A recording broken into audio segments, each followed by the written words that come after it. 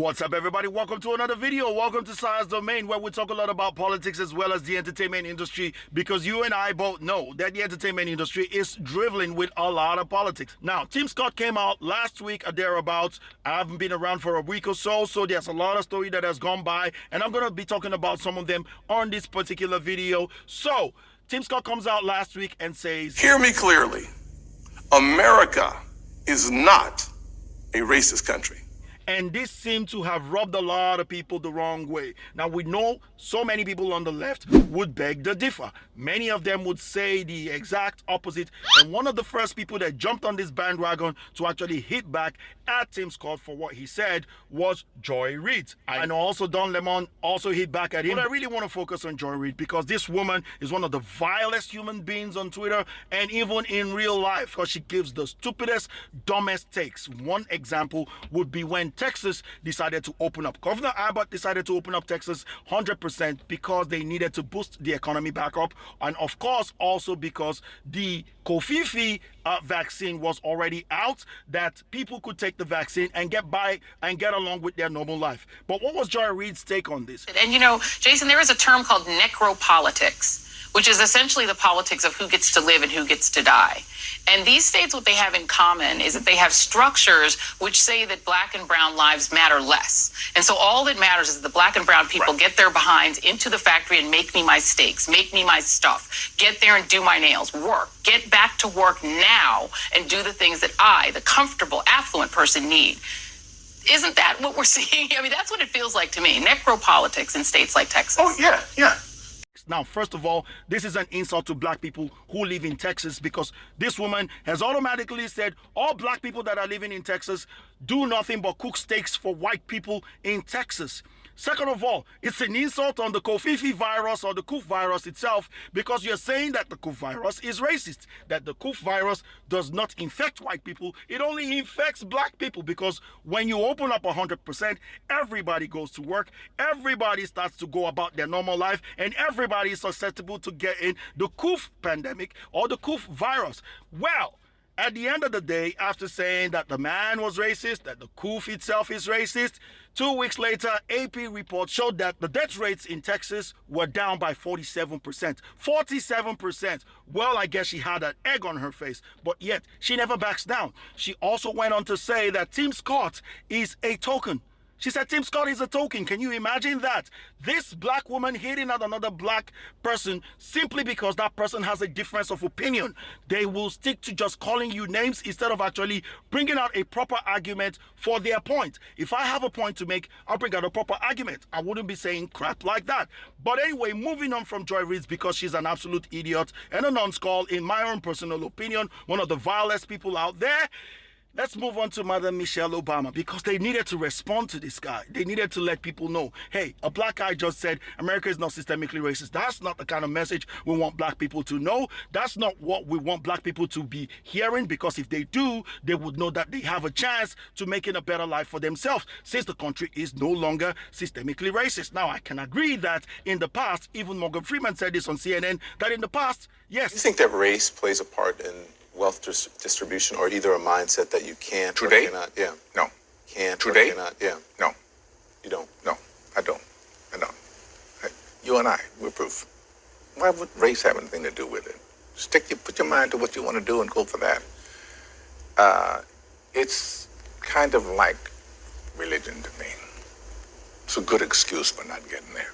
There was systemic racism. When you talk about Jim Crow laws, there was systemic racism. But thanks to people like Martin Luther King, thanks to people like Malcolm X, with the fight and movement for civil rights, they were able to abolish all that. And America has slowly been growing, which was the same point that Tim Scott made, that America has moved a long way from that point. Now, the only way you can actually help people grow, the only way you can move forward is letting go of the past, not forgetting the past, but letting it go.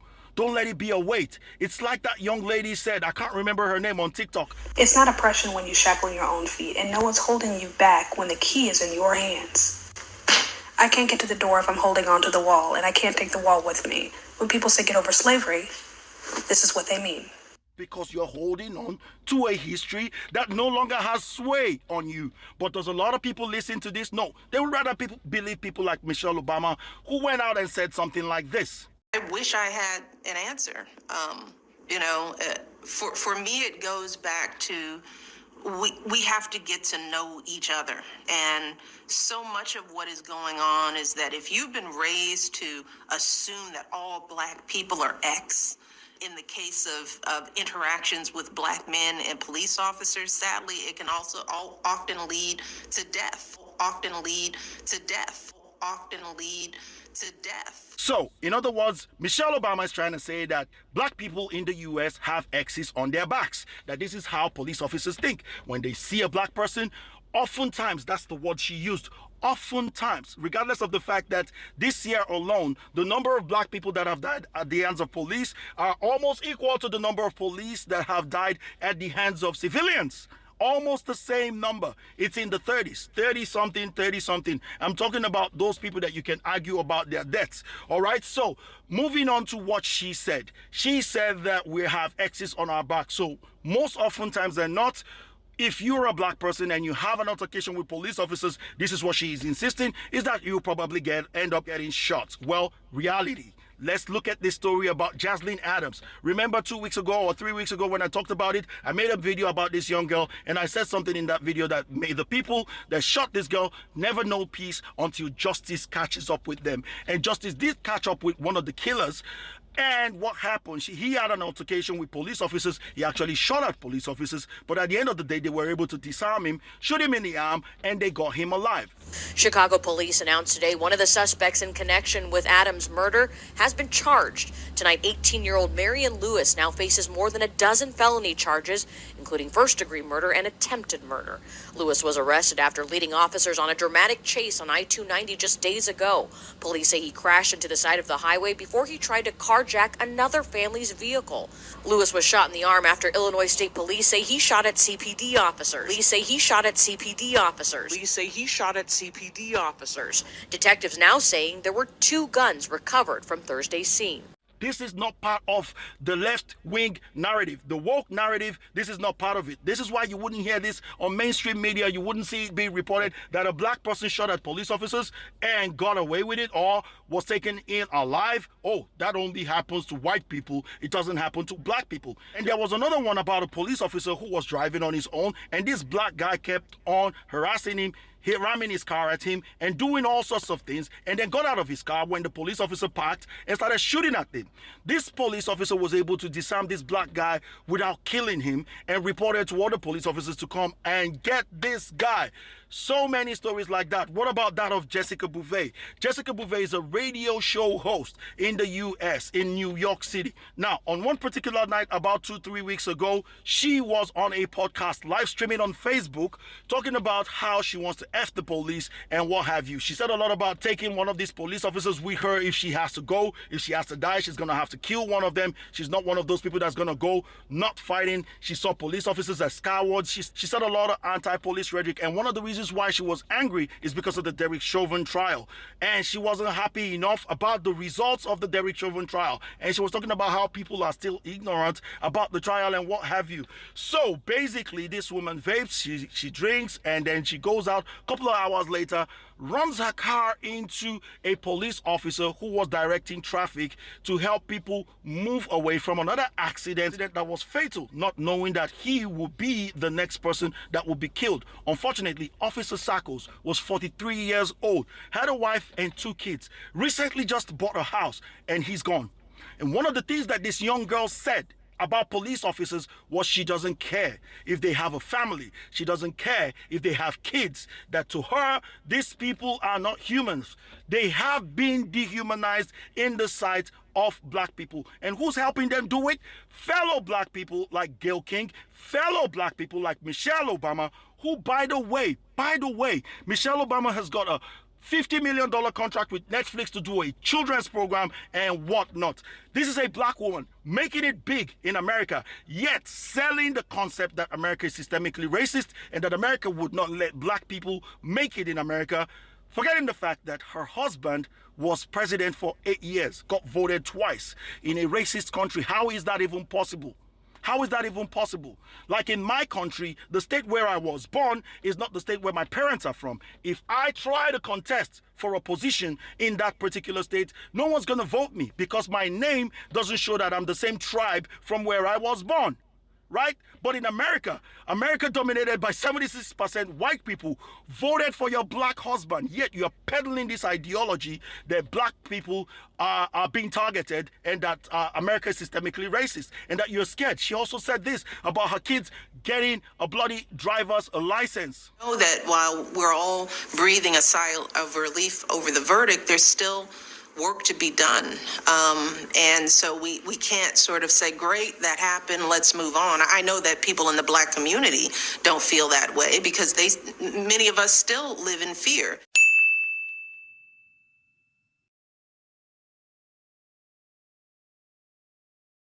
As we go to the grocery store or worry about walking our dogs or allowing our children to get a license. I mean, just imagine. Aren't your girls driving? They're driving. Yeah. But every time they get in a car by themselves, I worry about what assumption is being made by somebody who doesn't know everything about them. The fact that they are good students and polite girls, but maybe they're playing their music a little loud. Maybe somebody sees the back of their head and makes an assumption.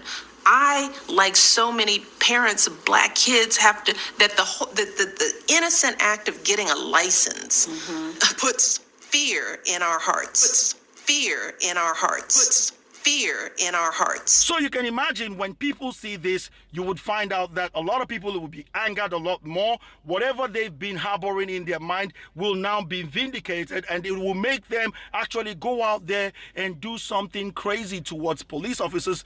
Take, for instance, this particular video that went viral about this black lady, and yes, I said it, black lady. Under the speed limit. I was going at 38. Yes, you are, ma'am. Good morning. And the speed limit is 40, and I was going 38, so why are you harassing me? You are correct. I pulled you over because you're a murderer. Because yes, I started to record because you're a murderer. You can't be on your cell phone while you're driving. I wasn't on my phone. I was recording you because you scared me. You can't use your cell phone while you're recording. I can record you. May I have your driver's license?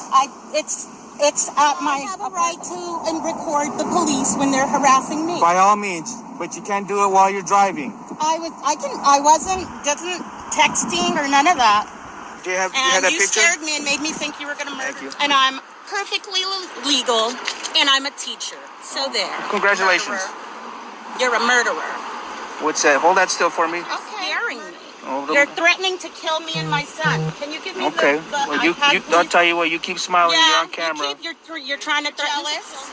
You wait for me right here. You gave me your the current card of proof of your insurance. Murderer, it's on file with the state. You know that when you have it. You have to have it in your car. All you need is your signature. He's only citing you for using your cell phone while you're driving. That's it. Here you go, ma'am. Sign inside the red box right there. For him being a Mexican racist. What is that name? Gasso. It's on the citation, ma'am. Here you go, Mexican racist. You're always going to be a Mexican. You'll never be white. You know that, right? Now, I'm pretty sure many of you had seen that video where she was being so rude to that particular police officer. Her anger was towards that police officer. And one of the reasons why she's angry is because she has this notion that police officers are murderers, and that police officers are white supremacist murderers. And if you're a police officer who's not white, this is something that circulates around the black community that I've heard a lot of times myself amongst blacks, even out here in Australia, talking about if you are not a white and you're a police officer, it only means that you want to be white. They have a nickname for people like that, something that somebody like Joy Reid and what have you have called Tim Scott. They say you are an Oreo. They say you are brown or black on the outside, but white on the inside like an Oreo biscuit. There's nothing more insulting than that. So basically, this is what she was chanting at this guy, telling this guy, you'll never be white, right? You know that, right? You'll never be white. Another thing that black people also believe that they're peddling, that people like Michelle Obama are saying, is that you can be pulled over for DWB, driving while black. Well, this particular woman, you can see that her response to this police officer was, I already was driving at a speed lower than the speed limit. So why did you pull me over? It's because you're a murderer. right? It's because you're a murderer. So you only pulled me over because I'm black and you want to kill me. Basically, that's what she was insinuating. Now, a lot of people might say to me, well, her face was blurred out, and how do you know that she's black? Well, her accent tells me she's black, plus the color of her hands was showing on the video tells me she's black. But a lot of the mainstream media and any media outlet that you try to read about the story to find out a little bit more, what they would say is her race is not yet known. And the reason why they're saying that is because it doesn't fit the narrative. A black person harassing a police officer and getting away with it doesn't fit the narrative. It doesn't fit the narrative that Michelle Obama is trying to say, that her kids are afraid of getting a driver's license because if they drive, they'll get pulled over by cops for playing loud music. It doesn't fit the narrative that police officers are heartless people out there that just want to look for black people and shoot them or harass them, brutalize them, or what have you. That is the message they are trying to push. And there is a reason why they are trying to push that message. It's because they want black people to continue to feel oppressed, to continue to think that they're the ones that resonate with them, to continue to vote for them. It's all about the power grab. All about the power grab when it comes to these particular people. All about the power grab in my own personal opinion. But not only that, they want you to think that in America, there is a lot of racism going on, that all whites just hate all black people. They want to keep pushing this critical race theory ideology. But in reality, people are just normal human beings who want to live normal human beings' life. So I'm going to be showing you one particular story that isn't going and making the rounds. Nobody really want to push this because it doesn't fit the narrative of Americans and the so-called systemic racism and so-called racist country that they're talking about. Would this happen in a truly racist country? Would this happen? The Chicago Uber driver who helped save a man's life was awarded today for his efforts. Michael Bussin rushed two brothers to the hospital after one of them had been shot. He found them while driving near 29th and Federal after they crashed trying to get to the hospital. That man's now on a ventilator. He lost a lot of blood inside of that vehicle, so Uber deemed the vehicle a total loss and a biohazard risk. And today, activist Jamal Green wanted to help Bussin fix the damage, but Bussin declined. I want you to give it to the family. Okay, go ahead. You can give it to the family. No, I'm giving it to you to give to the family. You want me to give it to the family? I want you to give it to the family. No problem. So he wants to give it to the family. So we're going to go ahead and give it to the family. I'll figure out what I'm going to do later. This kid needs more help than anything, and those kids need food. Okay. I'm not going to turn around and drive around in a luxury SUV with those kids not having food on the table. Bussin says the only way he could fix that vehicle is if he gets the entire interior replaced. He says it could cost up to $20,000, but he doesn't want people to help. He wants people to help the man shot. Bussin plans to set up a GoFundMe for his medical bills. Tell me something. What could be more realistic than that? This is how real people think. This is how real people live. And if you're really searching for more information and seeing things like this, you will find it everywhere. And we need to be talking about this a lot more. This is where we are today. And what is really happening with these things is that they are pushing black people to the edge of becoming racists themselves. Now, more and more black people are becoming racist and becoming angry and violent towards people. We are getting areas where they are cordoning off and saying no whites allowed. This is not helping black people. Because at the end of the day, black people will get to the point whereby they will ask for Jim Crow laws once again. Who will that be detrimental to? Seriously. It will be black people as well. It will be black people. This is why Tim Scott is trying to let people know. America is not a racist country. You can experience racism somewhere, but you can experience something different elsewhere. Like the case of that Uber driver who saved that kid and doesn't even want money. They raised money for that kid, but still he gave it to the family. $5,000 that was given to him to fix his car, he gave it to the family to take care of that family. That's the American way. That's the human way. That's the people way.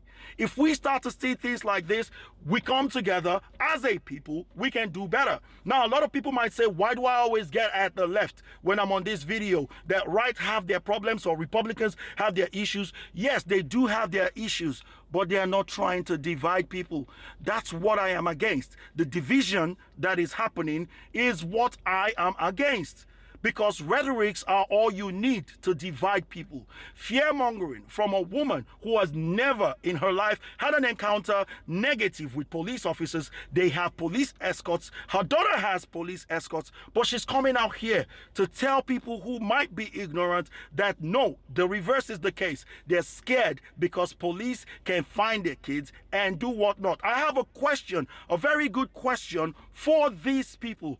How many of those people that died that we are glorifying today, like the George Floyds of this world, how many of them, like the Dante Wrights of the world, how many of them were living an upright life? I hate to bring this up, I seriously do.